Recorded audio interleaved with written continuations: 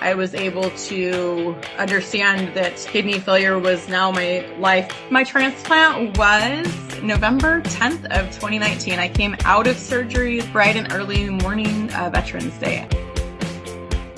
Has your life, your dreams been interrupted? Good news. It is possible to reinvent our lives. People are doing it every day, and some are brave enough to share the struggles, disappointments, and challenges. If you are looking for a new beginning, a do-over, or to rediscover your passion, maybe even find a new one, then grab a cup of coffee and let's talk. Interrupted, Act 2, Reinventing Your Legacy, with your host, Coach Lori. Wellness Mama Laura Lewis, thank you so much for giving us some of your time. You are most welcome, Lori. I'm so glad to be here. I love that you are Wellness Mama, and there's so many things about your life and your story that I love. But why don't you start by telling us about the life you're living now and what you love about it? I am a brick and mortar business owner alongside my husband, Casey. He and I own and operate a furniture and mattress store in our hometown and live just a few minutes away from there. So we're super grateful to have an opportunity to serve our community, those that need comfortable homes. Alongside that, I've actually been building another business to help and have other streams of income and things to help provide for my family to have a break every now and then. As that's been a steady build, there's been some things through some of what has gone on in the world in recent years that has not allowed our furniture business to be where we thought it would be 5 years in. That's why we had chosen to do something else alongside that. And I'm very grateful because one day we do hope to be able to step back from that and maybe even completely allow some time off for my spouse especially. I mostly work from home, and so I'm grateful to have that opportunity to still be raising our children and doing all things that having a household requires. You have a brick and mortar, you have your own home business, so you are pretty much stay home, you work from home, but you're a businesswoman, and I know you've got a pretty big team going on and you're trying to get them all qualified for a trip. And what has impressed me is I just see the joy in your life, and I see the joy in the way you show up.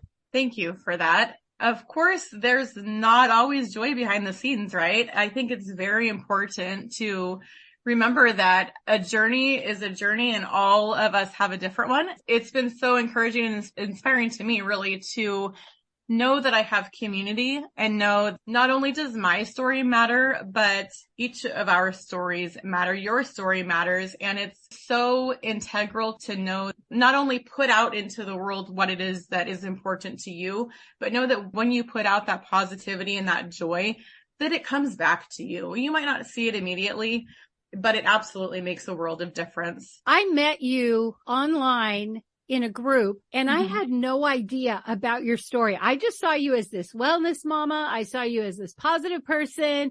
I saw you show up with joy. And then one day I saw a Facebook post where you shared your story. So will you share that with us? There's many caveats to my story. I am a lifelong autoimmune warrior. I have had type 1 diabetes since I was 3 years old. Through life's journeys, even being as like quote unquote good diabetic, like I did all the things you're supposed to do to stay healthy and keep on track as best as I could. I was always considered, what my doctors would say, brittle. And I came into stage 5 kidney failure. Now, that time I honestly didn't realize there was 5 stages to kidney failure. I thought it was 4, and I was like planning the end of my life. That journey took me into a place at first that was very dark, and I got very concerned for obvious reasons. I saw young children at home. My son, who's the youngest in the crew, it was only 3 at the time, knowing that this is what we were facing. My family and I had to have some really tough conversations, some really serious conversations. Mind you, that diagnosis came to me right at the beginning of the holidays. And I told my doctors, I said, please do not sugarcoat this for me. I can handle this. I need to hear exactly what I'm facing, because I have a lot to worry about and all of these other components to my life. So fortunately, they didn't sugarcoat it for me. I was very kind of demanding to know that that's not what I wanted. I needed to know all the things. We had the conversation about what kidney failure meant, what the diagnosis looked like, what the game plan could look like for me to maybe come through this. We talked about dialysis. Long and the short of it is that's what we ended up doing is I went on dialysis. I chose to do bedside at home. It's called peritoneal dialysis. I spent just over a year doing that process. And then I received a successful simultaneous kidney pancreas transplant in 2019. During that time, I was very, very ill, but also had to show on my labs and things that I was as healthy as I could be. I was supplementing very well. I was using a line that is very near and dear to my heart. And it absolutely hands down helped me to be able to get my body into a place that was preparing to accept that miracle really that I received, which was my transplant. And since then, I'm still on this journey of health, and partly why I've been dubbed Wellness Momma Laura is because it's very important to me to not only share my story, but help other people know that a tough health diagnosis it's not the end for you. There's so much more that we have to share and go through and grow through together. When you got the diagnosis, were you already supplementing? I was very mildly supplementing. Yes, I was like the daily vitamin, and I was just transitioning into the line that I use now, which is a whole food natural supplement that whole line has really carried me through. And and this is actually also, I promote this line, and this has allowed me to not only feed my body what it needs, because I believe that our bodies can really promote health and heal themselves if we feed it what it needs. But I also believe that just being in tune to your own body and really advocating for yourself is of utmost importance. Just the journey of diagnosis came to me at a time where I was having suicidal thoughts. I was going into a place where it was not like me at all. I did not take that label of depression, anxiety, any of those sorts of things that could have very easily just sucked me into a place I didn't want to be. And I brought that to my doctor's attention, and naturally they kind of wanted to go down the road of, let's get you in with psychologists on the team, and let's do this, and let's try this medication. And I said, no, I am bringing this to you because this is not me. I am a joyful, positive, optimistic person, and my thoughts are going to a place which is not me, and I know that. I don't want to go down that path. I appreciate the help that you're trying to offer, but no thank you, it's not for me. I chose to go in a different direction. I chose a more natural path, and I'm so grateful for listening to my body, because I may not have ever got the actual diagnosis of what the actual problem was. I asked for a full lipid panel. I asked for all these things to be checked. I asked for these numbers to be re-verified that we'd been on a close watch with for years. Because mind you, I was type 1 diabetic. I had these things that we watched. I was very in tune with my body and with my labs and with my doctors. I chose to dig a little deeper, not take this could be a thing. And turns out that some of those issues that I was dealing with was actually stemming from a different medication that I was on. I was able to get myself off of that medication. I was able to understand that kidney failure was now my life situation at that time. And all of these things just kind of came to a head at Thanksgiving of 2017. My transplant was November 10th of 2019. I came out of surgery the bright and early morning of Veterans Day, actually. And then we ran right into COVID. We sure did. Yep. Within less than 6 months. Yep. So I'm a strong advocate for Donate Life. I really am a strong advocate for that. Transplant is a whole another world. And I'm very grateful to have got to be a part of that. And I am very grateful to, the family that chose to make the decisions that they had to in order for that to be something that was able to help me and others. Since you brought it up, I've always been an organ donor, but it is interesting to me how many people aren't, and it's only because they're not informed. So what would you like people to know about signing up to be an organ donor? That I appreciate and love that you are an organ donor. And I also am too, even though I kid with my family and think how many times can we recycle what? So I would really like people to know, unfortunately where I live, it's very easy to be a donor because it's just a check mark on your license. Okay. Some other states you have to go and actually register on the website. What I want people to know is if you choose to be a donor or not, you can't everybody cannot be a donor. There's a very rigid process in order for that to happen. People die every day waiting for transplant. I'm a very lucky few that had a successful journey in this. I've had in the last year 3 friends that I've been a support person to that did not get to see that journey to the end. They passed waiting. What I want people to know is all life-saving efforts are going to be given to you. You're not going to be treated any differently than anybody that's not on the donor list. They're not going to just know that you're a donor and, wait for your body to be ready for that process. That's not the way it works at all. The medical care and respect that you were given is just the same as if you were not a donor. So I just want people to understand it's a good and beautiful thing and can really help a lot of people. I don't know the exact statistic or number, but I think it's somewhere in like up to 8 people could be saved by one person's choosing to be a donor. That's an absolutely beautiful thing. Some people believe very differently, and that's okay. What I believe in that process is that I don't need my body when I'm no longer living. And so if I can help somebody else, that's an absolutely beautiful thing. Thank you for sharing that, because there was a movie that came out and people tend to think that if they're a donor, the life-saving efforts will not be made. And so I'm so glad that you brought that up. In Washington State, where I am, also very easy. You just check it on your license.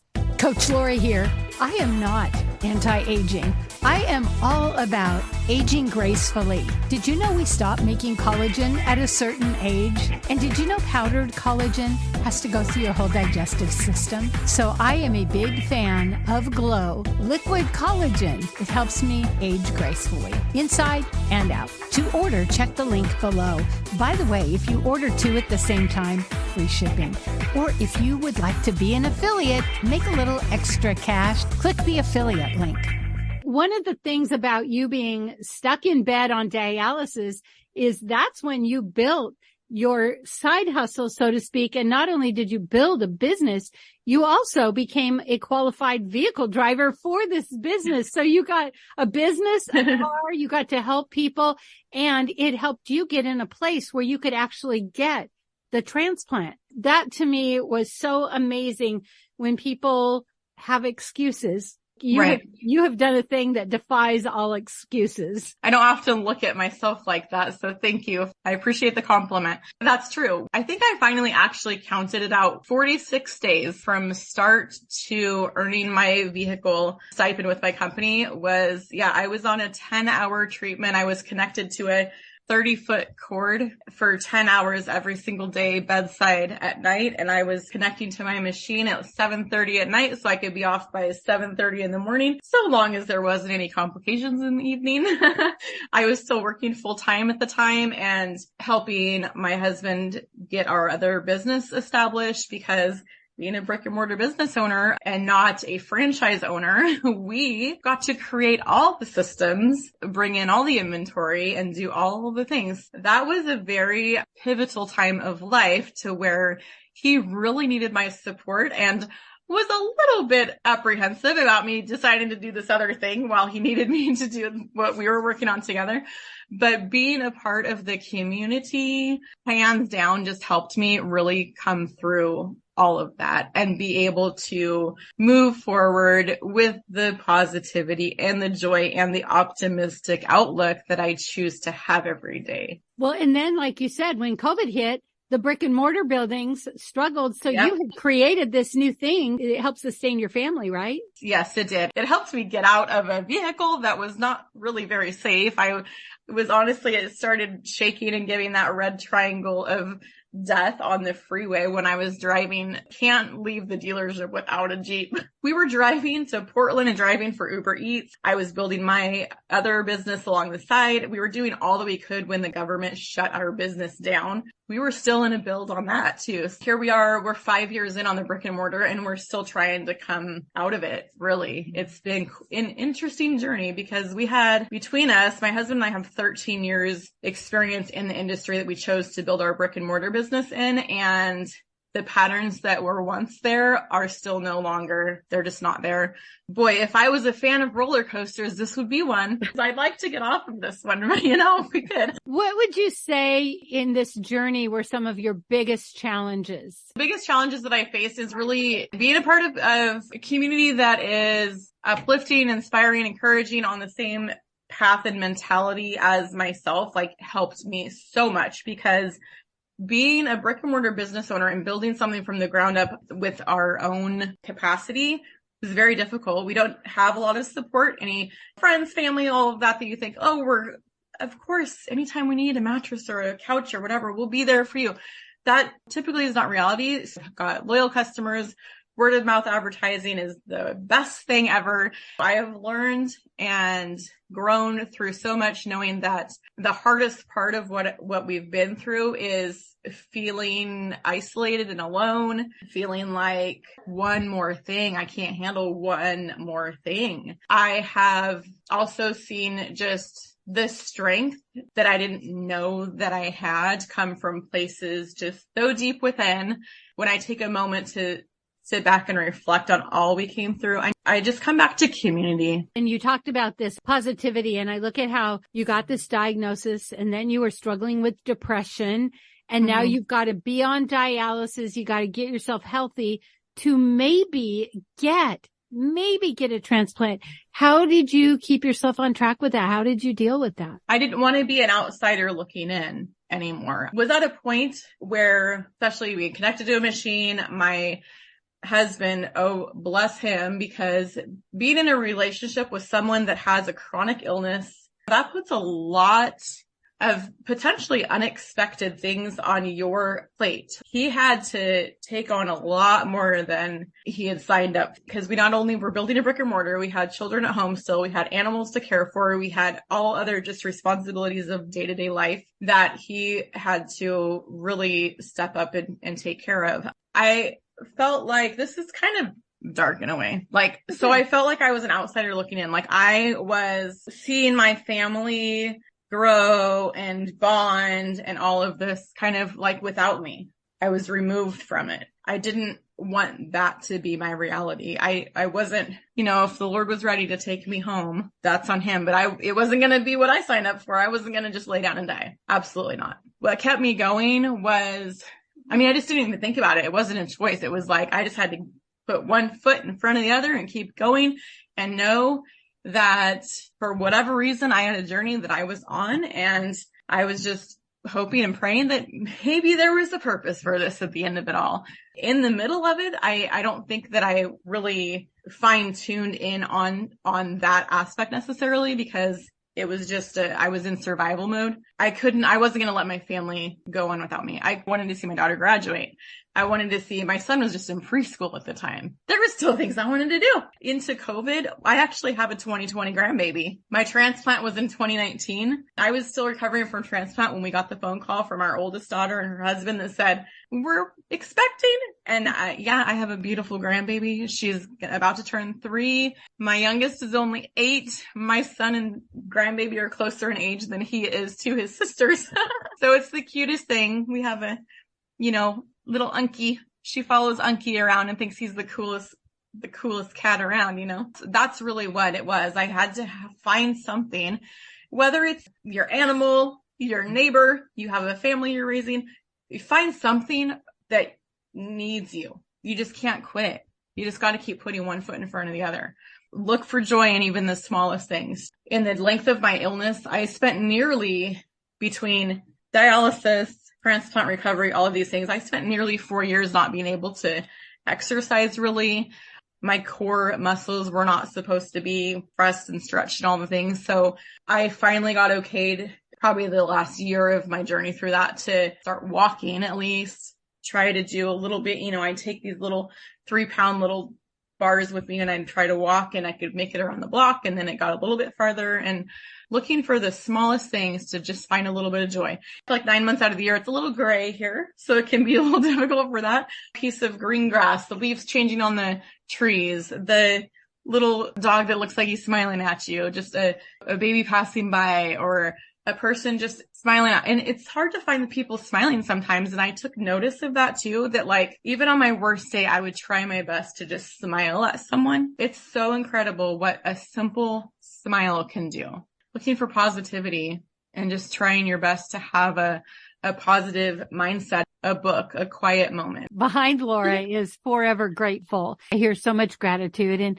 I'm so glad you made it through this journey. And I know that for some people, maybe if they're older and they don't have a family, they may give up. They may not think, if I go through this. And that's why stories are so important.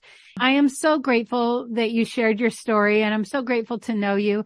When you think about life and what's important to you, what do you really want people to know overall? What I really want people to remember and know overall is that mindset is key. Positivity can get you so far. I think that's really the most profound thing I want you to stick with and take from this is to just stay positive. Yeah. There's so many hard things we all deal with. There's so many hard challenges people face today. And it's so easy to look at the negative. If we can simply switch our mind and find the positive in everything, you'll find so much growth and appreciation and gratitude for just living the day to day. You said it's hard. And that's the thing. I think people think people who are smiley and joyful, like it's easy. It is way harder to choose positivity. And when my kids were little and I was in a difficult situation, I'd heard about a gratitude journal. I started a gratitude journal, and in the beginning, I had a hard time finding anything. Now I'm really good at it. But did my circumstance change? No. Did my attitude change? Yes. And I was able to focus on then start finding more things that were positive, because when we always are looking at the negative, that's what we attract. I feel like the hard work you did in staying positive when you had a diagnosis and you were on a waiting list for your life, I just think is so incredible. Yeah, it took a long time. And I could have been told no. I spent nearly a year just literally jumping through all the hoops and doing all the extra things to even hopefully get listed for transplant, let alone waiting for the process and keeping those things going when I was on the list to, fingers crossed, to get that miracle at the end. I can't imagine. Wow. I always ask people what they're reading. Okay, I have quite a list. I love Audible because I'm blind in one eye too. That's a journey and a story for another day. I'm currently reading Chop Wood, Carry Water by Joshua Medcap. Since January, I'm like 52 books in. Wow. So that's more than one a week. If you need a recommendation, let me know. If someone wants to reach out to you and get a book recommendation or anything else, how do they find you? On all of my social media, if you search Wellness Momma Laura, I will most likely pop up for you. I'm Laura Lewis. Look us up, Hometown Comfort Station. What city, what state? That's in Lebanon, Oregon. You are choosing joy and you are choosing gratitude. And yeah, you got your miracle, but that doesn't mean life is easy. Right, for sure. Oh yeah, like when I get through with this interview, I get to help my mom continue to plan my dad's service. My kids lost 2 grandpas in 8 months of each other. There's always something going on, and it's definitely just brings me back to positivity. I have a cousin that works for the post office that actually delivered something to me yesterday, and she's like, "Can I ask you something? How do you keep going? How do you keep doing all the things?" And I'm like, I didn't know there was another option. My health and wealth business that I've built, I really focus on gut health and aging healthy. I don't believe in anti-aging. Okay, let me tell you one thing. I love that I got to turn 40. Okay, this might start the tears because I was facing not surviving that. Like my mom, my sweet mom, oh my gosh, just raising me as a single parent most of my childhood. Okay.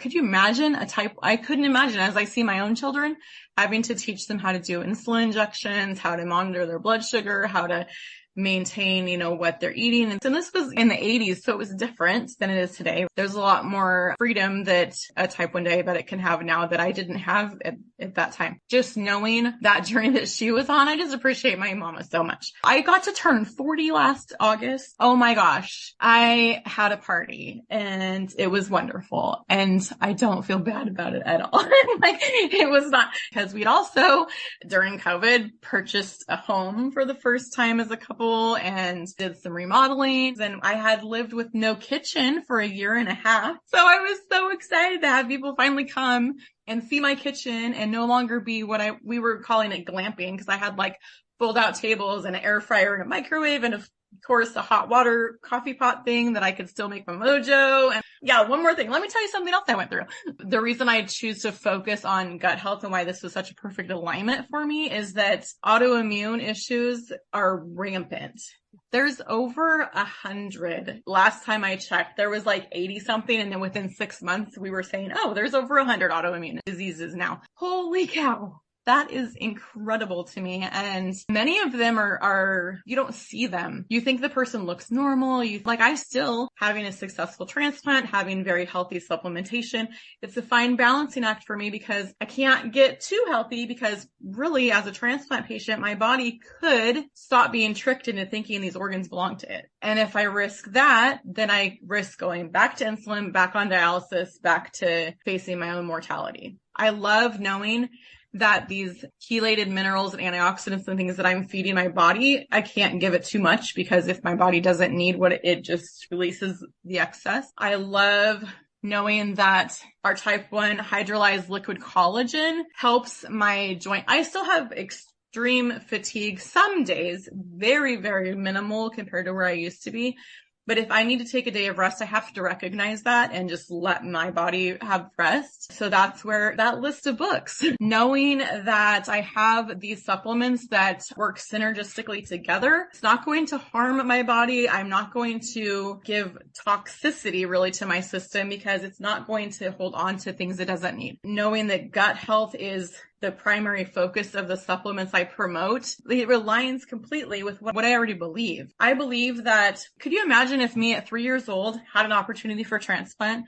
It just wasn't an option for me until I was literally facing my own mortality and kidney failure. That's unfortunate, but that's just the way it is. If this kind of education was available to my mom and to me to be able to provide that to my body at a much younger age than it was available, my journey could have looked a lot different. I don't look at that in a negative way because I have to know that me sharing this to other people is where this journey was meant to take me. There's a reason I've survived domestic violence and health problems and transplant and financial challenges and depression and all of these things. There's a reason I've came through it all.